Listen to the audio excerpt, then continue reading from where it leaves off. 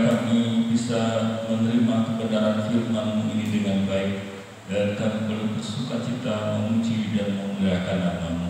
Dalam nama Tuhan Yesus Kristus yang hidup, kami sudah berdoa dan mengucapkan syukur. Haleluya. Amin. Puji Tuhan, saudaraku yang terkasih, pagi hari ini kita akan belajar tentang fakta Tuhan Yesus mengasihi kita. Nah, banyak orang menyangkut pautkan peristiwa pandemi ini. Apakah memang Tuhan itu mengasihi kita atau tidak? Sehingga ada pandemi yang menyerang manusia, dan COVID-19 ini bahkan banyak korban berjatuhan, baik itu yang bisa sembuh atau yang lebih parah justru meninggal. Apakah bisa ini membuktikan bahwa Tuhan mengasihi kita? Dalam situasi yang seperti ini, kadangkala kita bisa memikirkan ulang apakah Tuhan mengasihi kita atau tidak. Bahkan dalam kehidupan kita kadangkala justru meragukan kasih Tuhan itu terhadap kita. Namun demikian Tuhan itu berjanji kepada kita di dalam firman Tuhan. Dalam fakta Tuhan Yesus mengasihi kita itu dibaca dalam Yesaya 46 ayat 4 dikatakan, sampai masa tuamu aku tetap dia, dan sampai masa putih rambutmu aku menggendong kamu. Aku telah melakukannya dan mau menanggung kamu terus. Aku mau memikul kamu dan menyelamatkan kamu. Dalam firman Tuhan ini, Yesaya 46 ayat 4 ini, dia jelas bahwa Tuhan mengatakan kepada kita, pada waktu anak-anak Tuhan itulah tetap adalah Tuhan. Sampai kita remaja, Tuhanlah tetap Tuhan. Ketika kita sampai tua, itu adalah Tuhan itu tetap Tuhan. Dan sampai rambut kita ini putih, maka Tuhan itu tetap menggendong kita. Nah, saudaraku sekalian, ini merupakan kasih Tuhan terhadap kita, anak-anak Tuhan yang berharap sepenuhnya kepada Dia dan bergantung kepada pertolongan Tuhan, bahwa Tuhan itu tidak pernah meninggalkan kita. Kalau saudara-saudara sekalian yang hari ini punya rambut putih seperti saya begini, wah itu terasa banget bahwa Tuhan itu menyertai. Kalau pada waktu kami masih anak-anak, kami tidak mengerti bahwa Tuhan itu mengasihi saya. Dan ketika kami remaja mulai berpikir apakah Tuhan itu mengasihi saya. Tetapi ketika sudah mulai rambut putih itu, betul-betul kita menyadari sepenuhnya tanpa pertolongan Tuhan kita tidak bisa melewati waktu-waktu yang sulit. Tanpa berkat Tuhan kita tidak bisa melakukan apa-apa di dalam hidup ini. Kepandaian kita, pintaran kita, kekayaan kita, harta benda kita, itu tidak menolong kita. Dan situasi apapun yang kita hadapi sebenarnya itu kita tidak bisa melewati kalau tidak bersama dengan Tuhan. Dan saya menyadari COVID-19 ini, meskipun di dalam hati saya kadang-kadang deg-degan mikirkan. Sudah tahu hampir setiap hari itu istri saya itu ke pasar. Bahkan kalau ke pasar, istri saya bilang, kamu di depan aja, saya masuk. Jadi ya masuklah ke pasar dan saya di jalan menunggu. Walaupun saya di jalan, tetap aja banyak orang di situ di depan pasar. Ganti pasar yang lain juga tambah lebih parah lagi. Di jalan juga sama dengan di dalam pasar, ramenya. Bahkan ada tukang parkir di situ, dia tidak pakai masker. Saya tanya, Mas dari mana? Saya dari Malang, Mas. Bapak dari Malang ya? Oh ya, sama-sama dari Malang. Kalau begitu saya tanya, Masnya nggak takut sama COVID? Dia bilang, gimana ya Pak, kalau dibilang takut ya takut, kalau enggak ya enggak. Nah, sekarang ini saya kerjaan saya di lapangan seperti ini, setiap hari saya kena panas seperti ini, sehingga saya rasa saya masih sehat sampai hari ini. Ya Pak, yang penting kita pasrah aja lah pada yang di atas.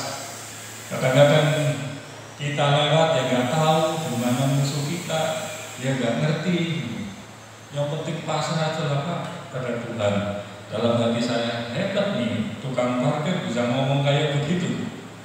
Nah bagaimana dengan anak Tuhan yang punya Tuhan Yesus, yang mau memuji memuliakan nama Tuhan Yesus, kadangkala justru meragukan kasih Tuhan terhadapnya.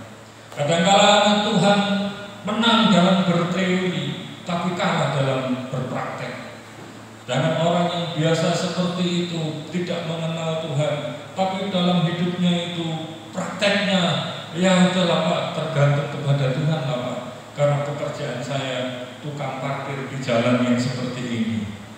Saudara sekalian, kita seringkali meragukan Tuhan itu mengasihi kita. Tapi Tuhan mengatakan jelas kepada kita bahwa aku telah melakukannya sampai umur kita. Tuhan terus melakukannya, melindungi kita, memberkati kita.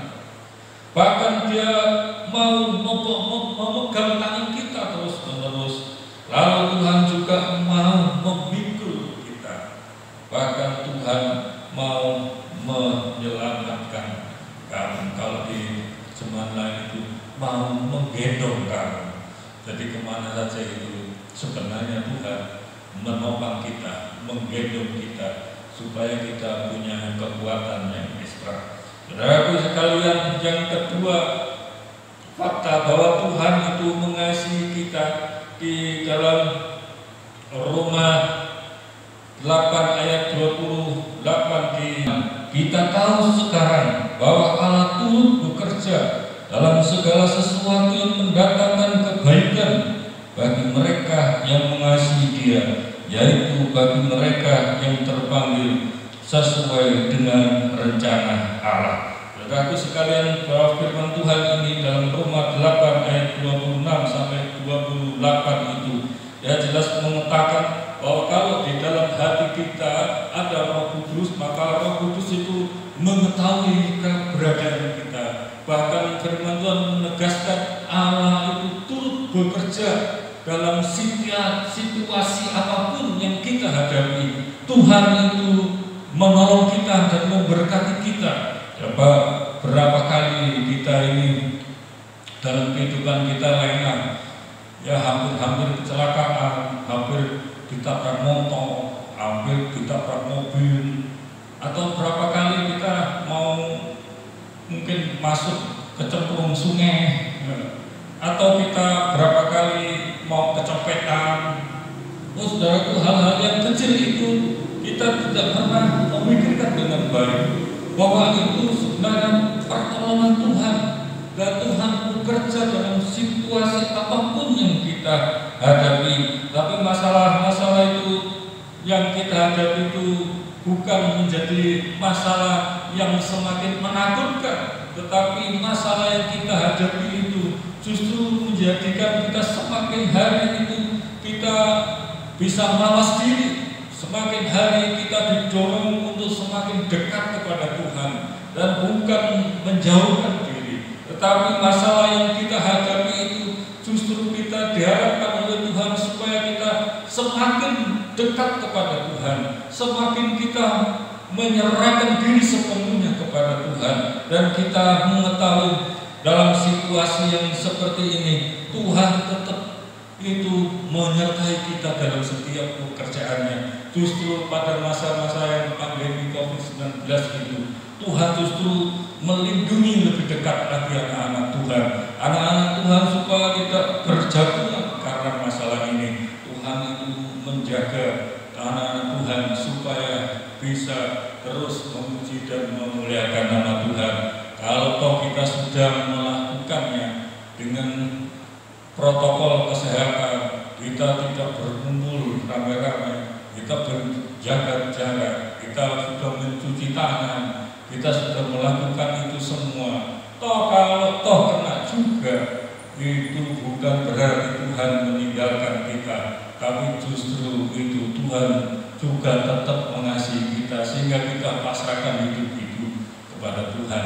Nah, saudaraku sekalian, ini adalah dalam situasi yang semakin hari kita ditambah-tambahi ya, dalam kehidupan bangsa dan negara. Itu ada pesawat yang jatuh, ada kecelakaan, ada hujan sehingga deras dan menimbulkan banjir di sana sini, ada tanah longsor, dan semakin parah dalam situasi yang seperti itu. Kadang-kala kita bisa mengatakan ini memang Tuhan menjauh kita atau Tuhan justru mengasihi kita. Saya percaya bahwa Tuhan itu tetap mengasihi kita, bahwa Tuhan itu tetap menolong kita, bahwa Allah itu terus bekerja bagi kita. Dia terus bekerja dalam situasi apapun. Tuhan itu mau menolong saudara dan saya. Yang ketiga itu fakta Tuhan itu mengasihi kita, yang dalam firman Tuhan Yohanes 3 ayat 16 itu firman Tuhan yang sudah terkenal, yaitu karena begitu besar kasih Allah akan dunia ini, bahwa di sana sebutkan kasih Allah itu bukan saja kepada individu-individu, tetapi kasih Allah begitu besar bagi dunia ini, bagi seluruh umat manusia ini. Kasih Allah itu cukup luas, yaitu menjangkau setiap manusia di muka bumi ini. Allah itu mengaruniakan anaknya itu supaya manusia itu yang percaya kepada anaknya, yaitu Yesus Kristus, itu tidak binasa, tapi melainkan supaya beroleh hidup yang kekal untuk selama-lamanya bersama Dia. Saudaraku, Allah yang begitu mengasihi kita itu sungguh-sungguh menyerahkan anaknya yang tunggal itu supaya kita itu mendapatkan keselamatan, supaya kita itu dipulihkan keadaan kita, supaya kita itu bisa bersama-sama kumpul dengan Tuhan Yesus di surga. Dan itu adalah harapan kita dan juga harapan semua umat manusia. Kalau mereka percaya kepada Yesus, maka mereka menjadi keluarga besar bersama dengan Yesus di surga nanti. Saudaraku, saya pernah membaca artikel di satu cerita, disebutkan ada seorang ibu tunawisma, karena memang namanya tunawisma gak punya rumah, dan kemudian ada anak di situ. Ketika anaknya tidur di bawah jembatan itu, dan begitu semakin malam semakin dingin, hujan salju semakin deras, dan ketika anaknya kedinginan itu, ibu ini tidak punya selimut yang begitu besar, tidak punya peralatan untuk melindungi dirinya yang dingin itu, dan akhirnya ibu itu melepaskan bajunya dan untuk membuat anaknya itu supaya tetap hangat. Dia dilipati dengan kain apa adanya. Saudaraku, karena semakin dingin itu yang tidak tertolong, akhirnya ibu ini tidak ada perlindungan dalam tubuhnya itu, kedinginan, dan akhirnya kaku dan meninggal ibu itu di situ. Tapi saudaraku, karena anak ini tetap dalam kondisi yang hangat, dia menangis, menjerit-jerit. Akhirnya ada patroli polisi itu mendengar suara itu, di mana anak yang menangis di tengah hujan salju itu, dan kemudian diselidikilah di bawah jembatan itu ada bayi yang menangis, dan anak itu bisa selamat, tapi ibunya itu meninggal dengan kaku, bisa karena kena es. Saudaraku sekalian, ibu ini sungguh mengasihi anaknya supaya anaknya itu bisa selamat dari bencana itu.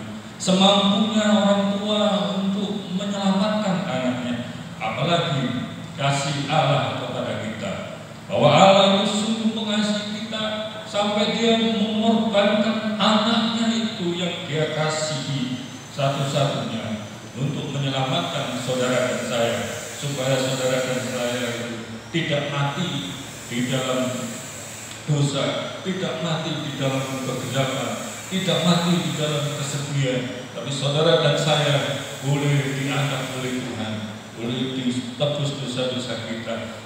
Yesus itulah juru selamat kita satu-satunya yang Tuhan berikan bagi kita. Kalau kita mau menerima, buka hati kita, maka Tuhan akan menolong dan memberkati kehidupan kita. Haleluya, puji Tuhan.